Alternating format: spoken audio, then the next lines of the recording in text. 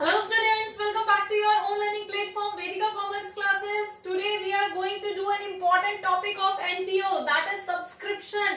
अब subscription होता क्या है? वो अमाउंट जो उस एनजीओ के मेंबर्स उस पर्टिकुलर एनजीओ को कंट्रीब्यूट करते हैं जिससे कि उस एनजीओ का खर्चा चलता रहे, जिससे कि वो एनजीओ चलता रहे। ठीक है, तो ये एक ऐसी इनकम है जो पीरियडिकली एनजीओ को होती है। उसके मेंबर्स एक अमाउंट डिसाइडेड होता है, उस डिसाइडेड अमाउंट को वो मेंबर्स पीरियडिकली, अब कई बार हाफ ईयरली हो सकता है, कई बार क्वार्टरली हो सकता है और नॉर्मली तो एनुअली होता ही है।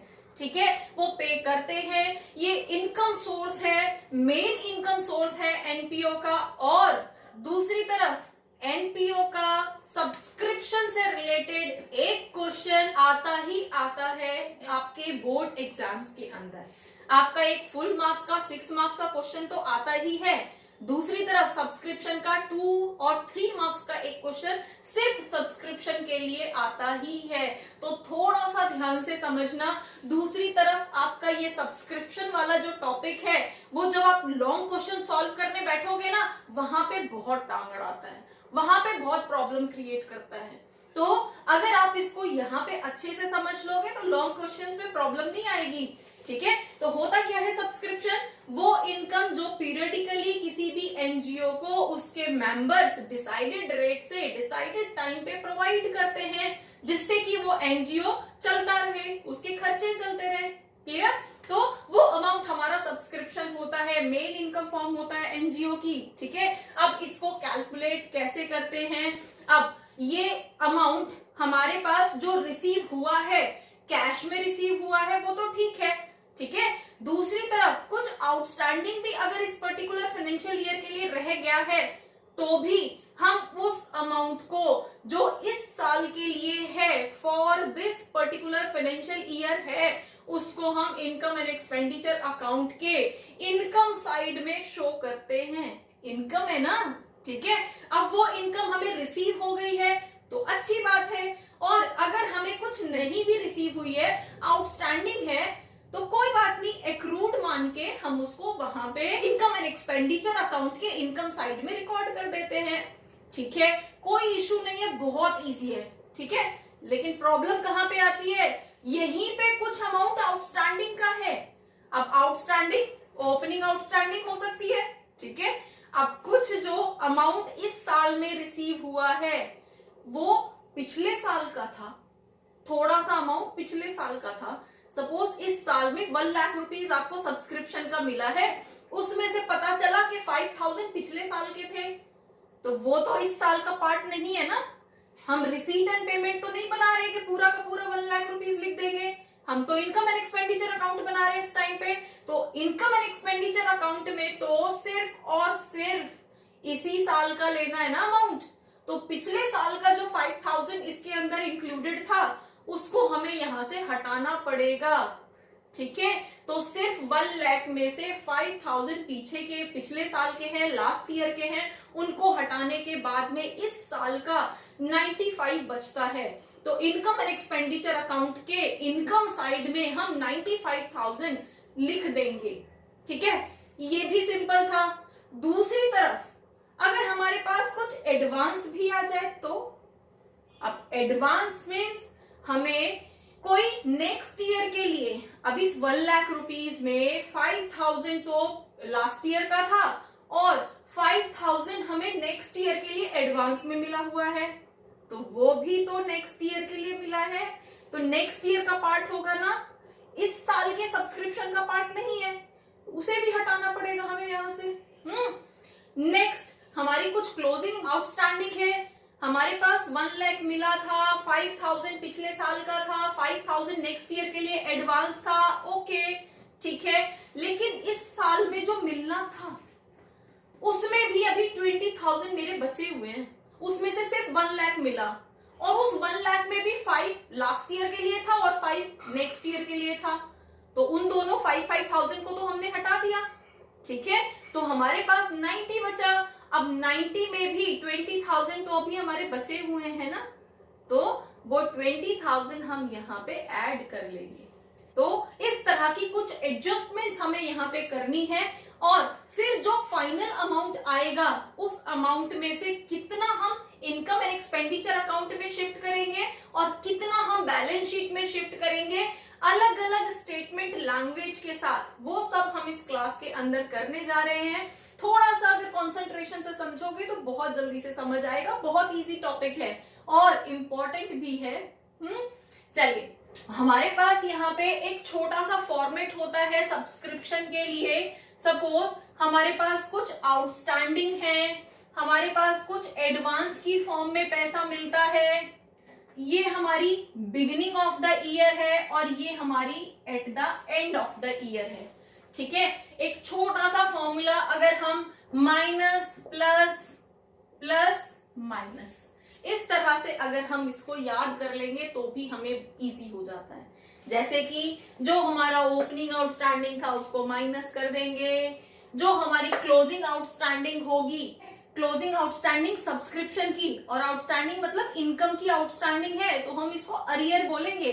ठीक है, लेकिन यहाँ पे हम कई बार इसको आउटस्टैंडिंग नाम से जानते हैं, इसलिए कॉमनली इसको आउटस्टैंडिंग बोल देते हैं। Income outstanding, fine. तो अगर एंड में आउटस्टैंडिंग बची हुई है उसको प्लस करेंगे, अगर हमारा कुछ ओपनिंग एडवांस था तो उसको प्लस करेंगे, और अगर क्लोजिंग एडवांस है तो वो नेक्स्ट ईयर के लिए है, नेक्स्ट ईयर का पार्ट होगा, उसको हम माइनस कर देंगे। तो आप simply minus plus plus minus करके भी सिंपल आप माइनस प्लस प्लस माइनस इस वाले सीक्वेंस के अंदर भी इसको आप लर्न कर सकते हैं। ठीक है, और लर्न करने की जरूरत नहीं पड़ेगी, जैसे ही आप प्रैक्टिस में आओगे आपको अपने आप ही समझ आ जाएगा। डन। अब हम कुछ इलस्ट्रेशंस ले लेते हैं, जैसे कि हमारे पास subscription received during the year equals to 1,50,000 rupees. ठीक है, subscription received during the year is 1,50,000 rupees.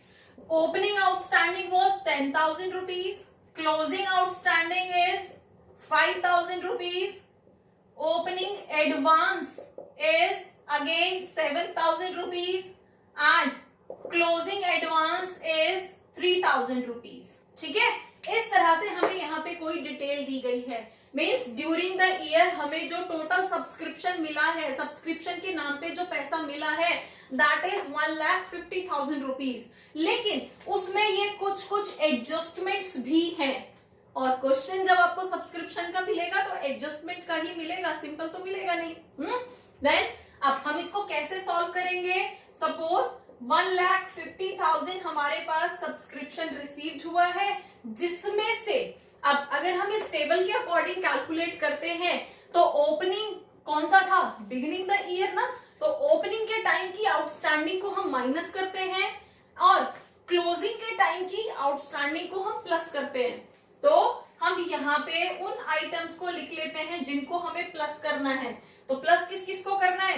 Closing, outstanding and opening advance. अब क्लोजिंग आउटस्टैंडिंग की वैल्यू कितनी थी हमारे पास? क्लोजिंग आउटस्टैंडिंग की वैल्यू इज 5,000 रुपीज और दूसरी तरफ ओपनिंग एडवांस हमारा 7,000 रुपीज। तो ये तो हमारा हो जाएगा प्लस। ठीक है, और दूसरी तरफ जो हमें माइनस करना है, अब माइनस क्या क्या करना है? हमारे पास ओपनिंग वाला आउटस्टैंडिंग माइनस करना है और क्लोजिंग वाला एडवांस माइनस करना है। तो closing advance and opening outstanding, तो ओपनिंग आउटस्टैंडिंग 10,000 और दूसरा हमारे पास क्लोजिंग एडवांस 3,000। अब ऐसा क्यों हुआ? अब ओपनिंग आउटस्टैंडिंग था, मतलब ओपनिंग आउटस्टैंडिंग का मतलब है ये इनकम पिछले साल की थी, लास्ट ईयर के सब्सक्रिप्शन का पार्ट थी, जो मुझे तब रिसीव नहीं हुआ, इस साल में जाके रिसीव हुआ है, लेकिन इस साल का पार्ट तो नहीं बन जाएगा ना, वो तो पिछले साल का ही पार्ट रहेगा, इसलिए इस अमाउंट में से उसको हटा देंगे। ठीक है, दूसरी तरफ क्लोजिंग एडवांस, आप फाइनेंशियल ईयर क्लोज होने के टाइम पे आपको जो भी एडवांस मिला है वो नेक्स्ट फाइनेंशियल ईयर के लिए मिला है ना, तो वो नेक्स्ट फाइनेंशियल ईयर का पार्ट होगा। क्लियर? इस साल का पार्ट तो नहीं है। और हमें इनकम एक्सपेंडिचर में क्या करना है? फॉर द ईयर, इस ईयर का पार्ट, चाहे वो मुझे कैश में रिसीव हुआ है, चाहे वो मुझे कैश में रिसीव नहीं भी हुआ है, तो भी जो इस साल की इनकम है, सिर्फ उसी इनकम को आप इनकम एंड एक्सपेंडिचर अकाउंट के अंदर दिखाओगे।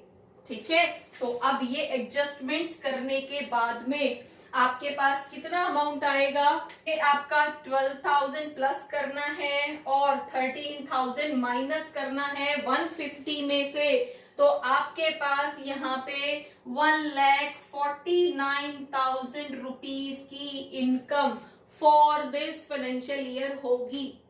क्लियर? तो अब कौन सा आइटम कहाँ प्लेस करना है? अब हमारे पास subscription for this current year is this, तो ये तो जाएगा आपका इनकम एंड एक्सपेंडिचर अकाउंट के अंदर, इनकम साइड। क्लियर?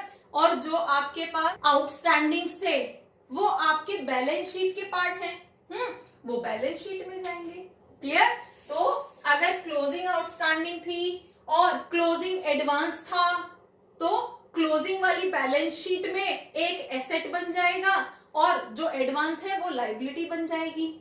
ठीक है, दूसरी तरफ जो हमारे पास ओपनिंग वाले आइटम थे, ओपनिंग एडवांस, ओपनिंग आउटस्टैंडिंग, तो वो हमारी ओपनिंग स्टेटमेंट ऑफ अफेयर्स का ओपनिंग आउटस्टैंडिंग हमारी इनकम साइड में जाएगी, एसेट साइड में। ठीक है, एक्रूड वाला होगा। दूसरी तरफ जो हमारा ओपनिंग एडवांस रहा होगा वो लायबिलिटी साइड में जाएगा। ठीक है, तो इस तरह से हम सब्सक्रिप्शन को सॉल्व कर लेंगे अगर इस तरह से आपको डिटेल्स दी गई हैं तो। लेकिन सब्सक्रिप्शन का क्वेश्चन है, इतना इजी तो नहीं होगा। ठीक है, तो इसको अलग अलग लैंग्वेज में भी दिया जाता है। तो एक और क्वेश्चन हम करके देखते हैं। Next example of subscription is financial year 2017-18 के लिए कैलकुलेट कर रहे हैं, जिसमें हमें सब्सक्रिप्शन रिसीव्ड हुआ है during the year, that is 20 lakhs, जिसमें 20,000 for financial year ending on 2017 और 30,000 फाइनेंशियल ईयर एंडिंग ऑन 2019 दिया गया है। मतलब इस 20 lakhs के अंदर ये 20,000 तो पिछले साल के लिए है। ठीक है, और ये 30,000 नेक्स्ट ईयर के लिए एडवांस है। क्लियर? ये ड्यूरिंग द ईयर हमें ट्रांजेक्शन हुई है। फाइन, नेक्स्ट हमारे पास आ जाता है 31 मार्च 2018, मतलब इस ईयर के एंड में हमारे पास कुछ सब्सक्रिप्शन ड्यू है, दैट इज 50,000 रुपीज। मतलब इस ईयर के एंड में भी हमारे पास 50,000 का सब्सक्रिप्शन ड्यू है, मिला नहीं है हमें अभी तक। ठीक है, वो मिलना है, तो ये तो हमारे लिए क्लोजिंग आउटस्टैंडिंग काइंड ऑफ हो गई। ठीक है, नेक्स्ट एक और सेंटेंस आपको दे दिया है, the corresponding amount on 1 April 2017 was 60,000। मतलब यहां पे इस सेंटेंस ने आके सारी गड़बड़ कर दी। अगर हमारे पास सिर्फ ये डिटेल होती तो क्या था कि माइनस कर देते 20 लाख के अंदर, है ना। दूसरी तरफ ये हमारा at the end of subscription due है, ये हमारा 50,000 रुपीज है। क्लियर? अब यहाँ पे एक और चीज आ गई, ये जो ऑन वर्ड है, बस ये दो प्रॉब्लम्स हैं जिन्होंने आके इस पूरे सब्सक्रिप्शन के क्वेश्चन को टर्न कर दिया। तो अब इसको कैसे सॉल्व करेंगे हम? सबसे पहले तो इसका मीनिंग समझते हैं कि हमें ड्यूरिंग द ईयर 20 लाख मिले हैं, कोई प्रॉब्लम नहीं है। ठीक है, तो हम कैसे करेंगे इसको? Subscription received equals to 20 lakh rupees, जिसमें से 20,000 लास्ट ईयर का था। ठीक है, और 30,000 नेक्स्ट ईयर के लिए है, तो ये दोनों ही तो इसके पार्ट नहीं है, इन दोनों को हम माइनस कर देंगे। लेकिन हमारे पास एक सेंटेंस यहाँ ये भी दिया गया है जो बोल रहा है कि करस्पॉन्डिंग अमाउंट। अब करस्पॉन्डिंग अमाउंट क्या, जिसकी बात कर रहे हैं वही तो होगा, सब्सक्रिप्शन की बात कर रहे हैं ना, तो सब्सक्रिप्शन ऑन 1 अप्रैल 2017, मतलब जब ये फाइनेंशियल ईयर स्टार्ट हुआ था तो सब्सक्रिप्शन की जो आउटस्टैंडिंग थी दैट वाज 60,000। स्टार्टिंग में जो ओपनिंग आउटस्टैंडिंग था दैट वाज 60,000।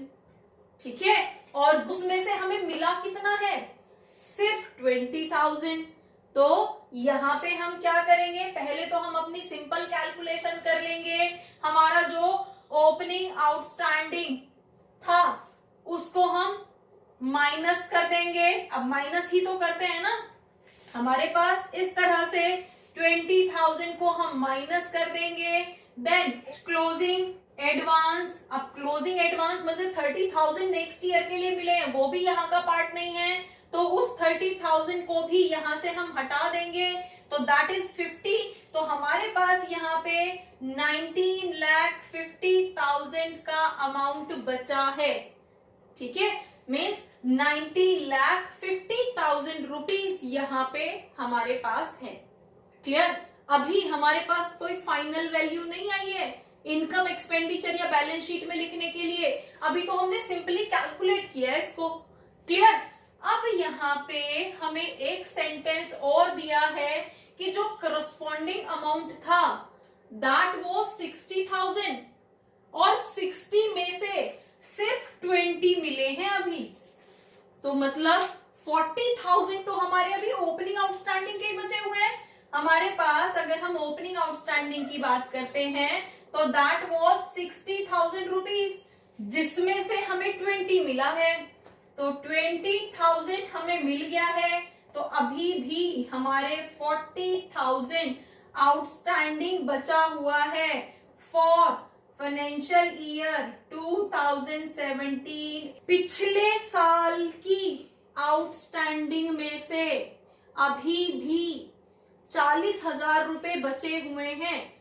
लास्ट ईयर खत्म हो गया, ठीक है, तब आउटस्टैंडिंग था, एक और साल खत्म हो गया, 17-18 भी खत्म हो गया। हमारे पास ओपनिंग आउटस्टैंडिंग कितने की थी, 60 की थी, जिसमें से इस साल में हमें 20 रिसीव हो गया, 40,000 अभी भी बचा हुआ है। मतलब मीन्स हमारे पास ये वाला पूरा फाइनेंशियल ईयर खत्म हो गया, 60,000 की आउटस्टैंडिंग थी, एक और फाइनेंशियल ईयर 17-18 भी खत्म हो गया, 17-18 में भी सिर्फ 20,000 ही रिकवर हो पाए हैं, 40,000 अभी भी पेंडिंग है। क्लियर, तो अब जो अमाउंट हमारा पेंडिंग है उसे हम किस तरह से एडजस्ट करेंगे। हमारे क्वेश्चन के अंदर जो बैलेंस शीट बनती है वो एज ऑन बनती है। एज ऑन मतलब आज की डेट पे टोटल कितना सब्सक्रिप्शन ड्यू है, तो टोटल के अंदर तो ये भी इंक्लूड होगा। टोटल मीन्स इस साल का कितना ड्यू है, पिछले साल का कितना ड्यू है, हम टोटल ड्यू लिखते हैं बैलेंस शीट के अंदर, और इनकम एक्सपेंडिचर में सिर्फ इस साल का ड्यू लिखते हैं, है ना। तो अब हमारे पास यहाँ पे एक सेंटेंस दिया है कि 31 मार्च को जो टोटल ड्यू है दैट इज 50,000। ठीक है, at the end of financial year 50,000 due है, और हमने यहां से कैलकुलेट करके निकाला है कि इस 50,000 में 40,000 तो अभी पिछले साल के रह रहे हैं। ठीक है, तो इस साल की आउटस्टैंडिंग कितनी है, तो 50 माइनस 40 इस साल की आउटस्टैंडिंग होगी। तो हमारे पास closing outstanding for 2017-18 would be 10,000 rupees. कहां से आया ये 10,000, समझ आया। ये क्वेश्चंस बहुत कंफ्यूजिंग होते हैं, अगर कॉन्सेप्ट क्लियर नहीं होगा तो कंफ्यूज हो जाओगे। ठीक है, तो अब हमारे पास ये क्या था, ओपनिंग आउटस्टैंडिंग टोटल 60 थी, इस सेंटेंस ने बोला है, उसमें से 20,000 मिले हैं, तो 40 अभी भी बचे हैं, और ये जो एज ऑन 31 मार्च शो करता है वो टोटल, उसका मतलब होता है टोटल, तो इस साल की आउटस्टैंडिंग प्लस पिछली जो भी आउटस्टैंडिंग है उन सबका टोटल। ठीक है, और उन सबका टोटल 50 है, तो 50 में से 40,000 तो पिछले साल के हैं, तो इस साल के इस करंट ईयर की आउटस्टैंडिंग कितनी बची, 10,000। क्लियर, तो हमारे पास अब यहाँ पे टोटल अमाउंट कितना आएगा, 90,60,000 रुपीज हमारा इस पर्टिकुलर ईयर की सब्सक्रिप्शन अमाउंट होगा। तो इस अमाउंट को हम लिखेंगे इनकम एंड एक्सपेंडिचर अकाउंट के अंदर। समझ आया? इनकम एंड एक्सपेंडिचर अकाउंट में कहां से, इस तरह से हमने कैलकुलेट करके निकाला है। 19,60,000 रुपीज हमारे इनकम एंड एक्सपेंडिचर अकाउंट के इनकम साइड में शो होंगे। कैसे शो होंगे? हमारा subscription for the year 19,50,000 plus subscription outstanding for the year that is 10,000। तो टोटल अमाउंट कितना हो गया हमारा? 19,60,000 इनकम एंड एक्सपेंडिचर अकाउंट के इनकम साइड में शो होंगे। क्लियर? अब आते हैं बैलेंस शीट पे। अब बैलेंस शीट में क्या शो होगा? बैलेंस शीट तो एज ऑन 31 मार्च बनती है, तो उसमें तो टोटल होता है सब्सक्रिप्शन का। ठीक है, तो टोटल कितना? अब टोटल तो हमें 50 दे रखा है ना, और 50 कैसे है? ये वाला 40 और ये वाला 10, इस तरह से ये 50 था। ठीक है, तो बैलेंस शीट में हम क्लोजिंग आउटस्टैंडिंग की जगह पे ये वाला 50,000 रखेंगे। होपफुली आपको ये कैलकुलेशन समझ आई होगी। अब हम एक और इलस्ट्रेशन लेते हैं कि सब्सक्रिप्शन को और किस तरह से शो किया जाता है। अब जो नेक्स्ट लैंग्वेज है सब्सक्रिप्शन की, वो कुछ इस तरह से आपको मिलती है। जैसे कि आपको सब्सक्रिप्शन रिसीव हुआ है फॉर फाइनेंशियल ईयर 15-16 4,000, 16-17 2,11,000 और 17-18 आपका 8,000। इस तरह से करके टोटल सब्सक्रिप्शन आपको 2,23,000 का इस पर्टिकुलर ईयर में मिला है। और इस पर्टिकुलर ईयर का मतलब है हम 2016-17 की बात कर रहे हैं। ठीक है, इट मींस इस पर्टिकुलर ईयर के लिए तो हमें सिर्फ ये ही मिला है ना, है ना। तो जब भी आपके क्वेश्चन में इस तरह की डिटेल दी गई हो तो आपको ज्यादा कैलकुलेशन करने की जरूरत नहीं है। आप सिंपली इस वाले अमाउंट को पिक कर लो कि इस फाइनेंशियल ईयर के लिए हमें ये वाला अमाउंट दिया गया है, जो भी फाइनेंशियल ईयर के लिए। ठीक है, ये वाला अमाउंट पिछले साल के लिए मिला है और ये वाला अमाउंट जो है हमें नेक्स्ट ईयर के लिए एडवांस मिला है। तो इन दोनों को तो हम वैसे भी इंक्लूड करते हैं। अगर हम ये वाला टोटल लेते, उसमें से इन दोनों को माइनस करते, तो भी वही आना था। क्लियर? अब हमें यहाँ पे एक लैंग्वेज दे दी गई है कि 450 मेंबर्स थे और 450 मेंबर्स में से सभी लोग 500 रुपीज पे करते हैं। तो इसके हिसाब से तो हमारे पास सब्सक्रिप्शन ज्यादा आना चाहिए ना। तो कितना आना चाहिए? अगर हम इन दोनों की मल्टीप्लाई करते हैं तो 2,25,000 रुपीज का सब्सक्रिप्शन आना चाहिए हमारे पास, है ना। और उसमें से मिला कितना है? सिर्फ 2,11,000 का। तो कितना आउटस्टैंडिंग है हमारा इस साल का? हमारा 225 मिलना चाहिए था, 2,11,000 मिला है, तो हमारे पास यहाँ पे 14,000 की आउटस्टैंडिंग है फॉर दिस फाइनेंशियल ईयर। ठीक है, तो जब हम इनकम एक्सपेंडिचर अकाउंट के अंदर शो करेंगे, इनकम एंड एक्सपेंडिचर अकाउंट में हम क्या शो करेंगे? 2,25,000। कैसे? हमारे पास 2,25,000 हमें यहाँ पे शो करना है। कैसे कैसे होगा? जो रिसीव्ड है दैट इज 2,11,000 रुपीज। ठीक है, और जो आउटस्टैंडिंग है, आउटस्टैंडिंग कैसे निकला? 225 में से 211 माइनस कर दोगे तो 14,000 आपकी आउटस्टैंडिंग है इस फाइनेंशियल ईयर के लिए।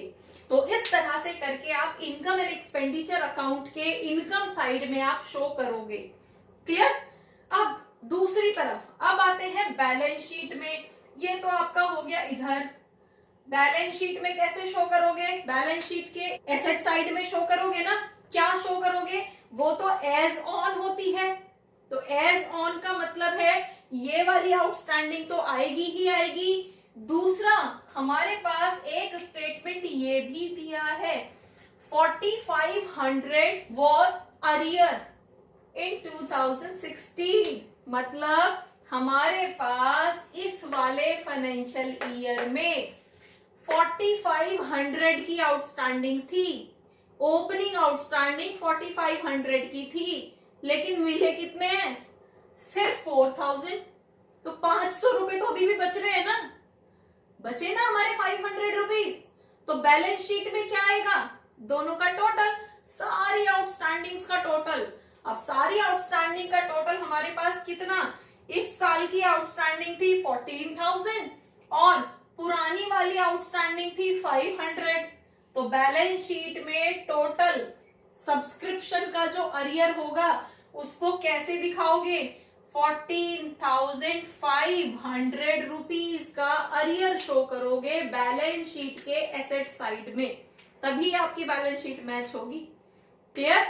अब एक और हम सब्सक्रिप्शन का इलस्ट्रेशन करके देख लेते हैं, जो लैंग्वेज आपको नॉर्मली मिलती है।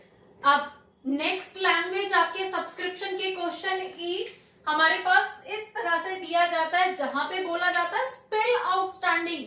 स्टिल आउटस्टैंडिंग नाम से अगर आपके पास आता है तो हम किस तरह से सॉल्व करेंगे वो हम यहाँ पे करेंगे, ठीक है। देन हमारे पास जैसे हमने लास्ट क्वेश्चन किया था, इस तरह से हमें सब्सक्रिप्शन की डिटेल दी गई है, हम इस फाइनेंशियल ईयर के लिए कर रहे हैं, तो हमारे पास इस फाइनेंशियल ईयर के लिए कितना रिसीव हुआ है? 3 लाख। तो सीधे 3 लाख को पिक कर लेंगे। तो हमारे पास यहाँ पे क्या आ जाएगा? Subscription received that is 3 lakh rupees, ठीक है। इस पर्टिकुलर फाइनेंशियल ईयर के लिए 17-18 के लिए हमें 3 लाख रुपीज रिसीव हुए हैं। देन हमारे पास बोला है आउटस्टैंडिंग एज ऑन 31 मार्च 2017। अब 17 का मतलब है पिछले साल की क्लोजिंग, और पिछले साल की क्लोजिंग मतलब इस साल की ओपनिंग, है ना। देन हमारे पास 17-18 की ओपनिंग होगी ना, तो ओपनिंग के टाइम पे जो ड्यू था दैट वाज 35,000, और जिसमें से 5,000 हमारे बैड डेट हो गए, वो हमें मिलेंगे ही नहीं। तो जब 35 में से 5,000 मिलने ही नहीं है, तो हमारे पास कितना अमाउंट होगा ओपनिंग आउटस्टैंडिंग का? तो हम ओपनिंग आउटस्टैंडिंग को 30,000 मान सकते हैं, सीधे 30,000 मान लेते हैं, क्योंकि क्वेश्चन ने खुद ही मना कर दिया कि 5,000 नहीं मिलेंगे 35 में से, तो 30 बचा ना। अब 30 से कंपेयर करेंगे हम कि हमेरी ओपनिंग आउटस्टैंडिंग कितनी थी और एक्चुअली हमें मिला कितना है, जब हम बैलेंस शीट कैलकुलेट करेंगे तब। फाइन। नेक्स्ट लैंग्वेज में आते हैं सेम डे, मतलब 31 मार्च 2017 को ही। तो हम तो 1 अप्रैल की बात करेंगे, हमारे लिए तो ओपनिंग हो जाएगा ना। पिछले साल की क्लोजिंग के नाम से आपको क्वेश्चन के अंदर स्टेटमेंट दिया है, तो पिछले साल की क्लोजिंग 31 मार्च 2017 को हुई थी, और 1 अप्रैल 2017 को आपने ये वाली बैलेंस शीट स्टार्ट कर दी है, तो पिछले साल की क्लोजिंग आपके इस साल के लिए ओपनिंग मानी जाएगी ना, ठीक है। तो सेम डे में आपको एडवांस भी मिला है, तो ओपनिंग एडवांस आपका प्लस रहेगा, ठीक है।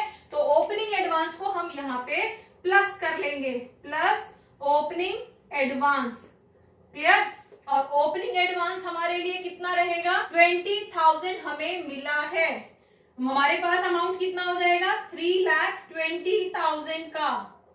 अब ये जो 20,000 हमें रिसीव हुआ था ओपनिंग आउटस्टैंडिंग के नाम पे, उसको क्यों नहीं लिया?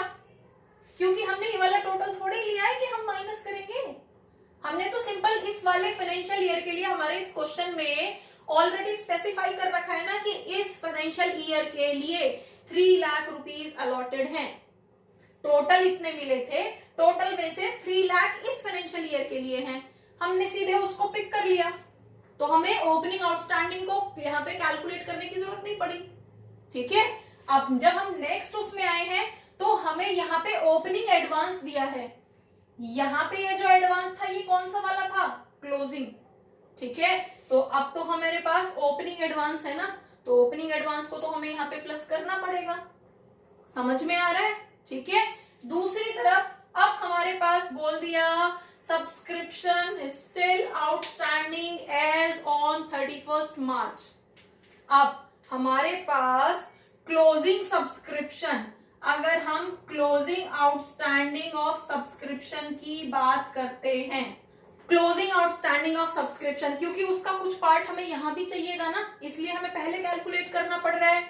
यहां पे बोल रहा है एज ऑन, तो एज ऑन तो बैलेंस शीट वाली लैंग्वेज हो गई ना, मतलब टोटल सब्सक्रिप्शन 60 है, टोटल आउटस्टैंडिंग हमारा 60,000 का है एज ऑन 31 मार्च 2018।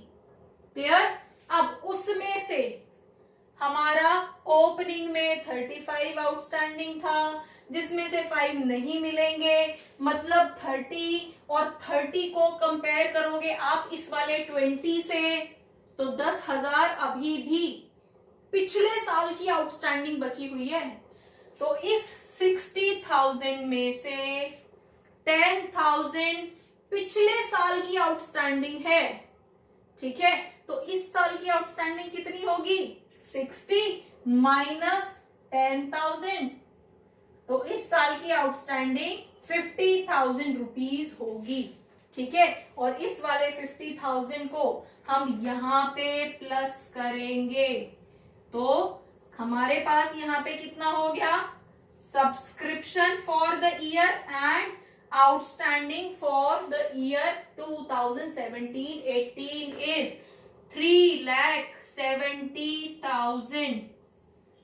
क्लियर हुआ? अब ये 3,70,000 जाएगा इनकम एंड एक्सपेंडिचर अकाउंट के इनकम साइड में, है ना, और ये वाला 60,000 जाएगा बैलेंस शीट के एसेट साइड में।